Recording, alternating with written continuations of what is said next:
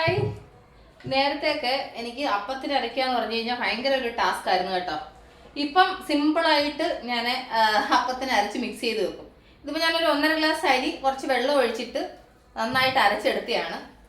ഇനി ഇതിനകത്ത് ഞാൻ പിന്നെ കുറച്ച് തേങ്ങയും ചോറും അതുപോലെ എന്നാണെന്നുണ്ടെങ്കിൽ ഒരു 1/2 ടീസ്പൂൺ ഈസ്റ്റ് ഞാനാണെങ്കിൽ തേങ്ങാ വെള്ളം ഒഴിച്ചിട്ട് അതിനകത്തൊരു 1/2 ടീസ്പൂൺ പഞ്ചസാരയും കൊണ്ട് ഇട്ടിട്ട് ഇന്നലെ എടുത്ത് ഫ്രിഡ്ജിൽ വെച്ചിരുന്നേ കേട്ടോ. അപ്പോൾ അത് നന്നായിട്ട് മെൽറ്റായിട്ട് ഇരിപ്പുണ്ട്. അപ്പോൾ അതിൻ്റെ കൂടെ ഇതും കൂടെ ചേർക്കും. അപ്പോൾ എൻ്റെ കൂട്ടുകാർ എങ്ങനെ അപ്പത്തിന് അരയ്ക്കുന്നതെന്നുള്ളത് കൂടെ ഒന്ന് കമൻറ്റ് ചെയ്യണം കേട്ടോ. ഞാൻ അരയ്ക്കുന്ന രീതികളാണ് എൻ്റെ കൂട്ടുകാരോട് പറഞ്ഞു തന്നത്. പണ്ട് ഞാൻ എന്നാ ചെയ്യുമായിരുന്നു വെച്ച് കഴിഞ്ഞാൽ കൊണ്ട് കപ്പി കാച്ചുമായിരുന്നു. ഈ എന്താ പറയുന്നത്, നമ്മൾ ഈ അരച്ച അരിമാവ് മാത്രം അതിൽ നിന്ന് കുറച്ചെടുത്തിട്ട് പിന്നെ അതിൻ്റെ കൂടെ വെള്ളം ഇച്ചിരി ഒന്ന് മിക്സ് ചെയ്തിട്ട് ചീൻചട്ടിയിൽ വെച്ചിട്ട് നന്നായിട്ട് ഇങ്ങനെ എന്താ പറയുന്നത്, ഇങ്ങനെ കുറുക്കി എടുക്കുമായിരുന്നു. അത് കപ്പി കാച്ചൽ എന്നല്ലേ പറയുന്നത്. അതൊക്കെ ചെയ്തിട്ട് അത് തണുത്ത് കഴിയുമ്പോൾ പിന്നെ ഈ മാവിൻ്റെ കൂടെ ഒക്കെ മിക്സ് ചെയ്ത് എന്തോരം പണിയായിരുന്നു എന്നറിയാമോ. ഇപ്പം അതൊന്നുമില്ല. ഇപ്പം ജസ്റ്റ് അരി അരയ്ക്കുക. ഇനി ഇതിൻ്റെ കൂടെ തേങ്ങ ചേർക്കണം. അപ്പം തേങ്ങയുടെ വിലയ്ക്ക് ഒരുപാട് തേങ്ങ ഒന്നും ചേർക്കാൻ പറ്റത്തില്ല.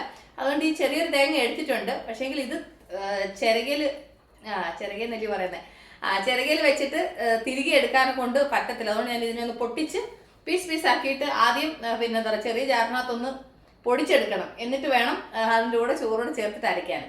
അപ്പം ഞാനിതൊന്ന് പൊട്ടിച്ചെടുക്കട്ടെ. അപ്പം എൻ്റെ കൂട്ടുകാരോട് ഞാൻ പറയാൻ വന്നിട്ട് കാര്യം വെച്ചാൽ നിങ്ങളും അപ്പത്തിന് അരയ്ക്കുന്നത് ഇങ്ങനെയാണോ എന്തോന്ന് അറിയാൻ വേണ്ടിയിട്ടാണ് ഞാൻ ഈ വീഡിയോ ചെയ്തത് കേട്ടോ.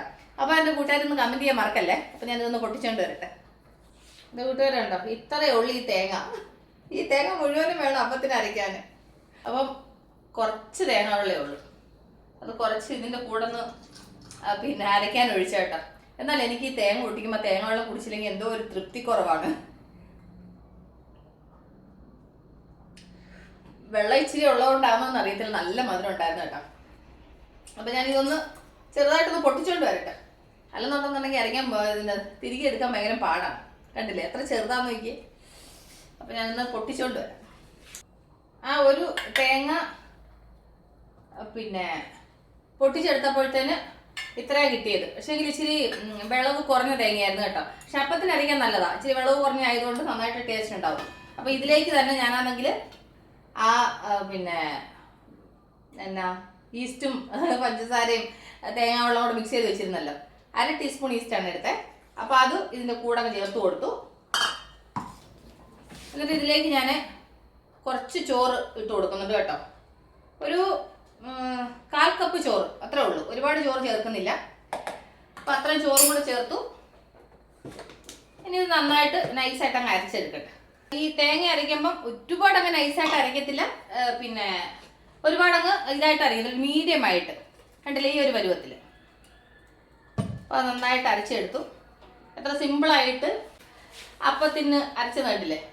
ഞാനിങ്ങനെ ചെയ്യുന്നത്. എൻ്റെ കൂട്ടുകാർ ഇങ്ങനെയാണ് ചെയ്യുന്നത്. തേങ്ങ ചേർക്കുവോ ഇല്ലയോ എന്താന്നൊക്കെ ഉള്ളത് കമൻറ്റ് ചെയ്യണേ.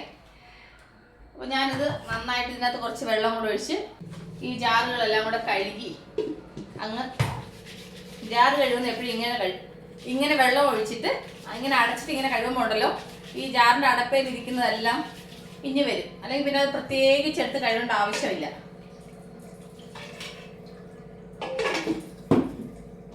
കാരണം ഇന്ന് തേങ്ങ ചതക്കേണ്ടിയത് കൊണ്ടാണ് 2 ജാർ എടുക്കേണ്ടി വന്നത്.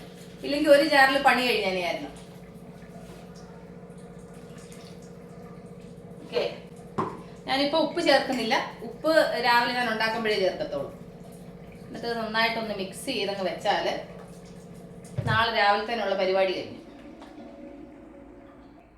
അപ്പോൾ വെറുതെ ഞാൻ അപ്പത്തിന് അരയ്ക്കാൻ എടുത്തപ്പോൾ ശരി എന്നാൽ എൻ്റെ കൂട്ടുകാരോടൊരു അഭിപ്രായങ്ങളൊന്ന് ചോദിക്കാം. നിങ്ങൾ ഇങ്ങനെയാണോ ചെയ്യുന്നതെന്ന് ചോദിക്കാമെന്ന് വിചാരിച്ചതാണ്. നാളെ അപ്പമാണ്. ഇച്ചിരി കടലയും കൂടെ വെള്ളത്തിൽ ഇടണം. അപ്പോൾ നാളെ രാവിലെ അപ്പവും കടലക്കറിയാണ്. ഓക്കെ, അപ്പോൾ ഇതിങ്ങനെ ഇരിക്കട്ടെ. പിന്നെ ഇന്നിപ്പം ചൂടായതുകൊണ്ട് വേഗം പുളിക്കും. പിന്നെ ഞാൻ എപ്പോഴും ഇപ്പം ഇച്ചിരി മാവ് പിന്നെ മിക്സ് ചെയ്ത് വെക്കുമ്പോൾ കുറച്ച് വലിയ പാത്രത്തിൽ മിക്സ് ചെയ്ത് വെക്കും. കാരണം എന്ന് വെച്ച് കഴിഞ്ഞാൽ അല്ലെങ്കിൽ രാവിലെ ആവുന്ന സമയത്ത് തൂവി വെള്ളി പോകരുതല്ലോ, അതിന് വേണ്ടിയിട്ട്. അപ്പോൾ വെറുതെ എൻ്റെ കൂട്ടുകാരോട് ഞാൻ ഇതൊന്ന് ഷെയർ ചെയ്തതാണ്. അപ്പോൾ നമ്മൾ ഉടൻ തന്നെ അടുത്ത വീഡിയോ കാണുമ്പോൾ take care, bye, see U.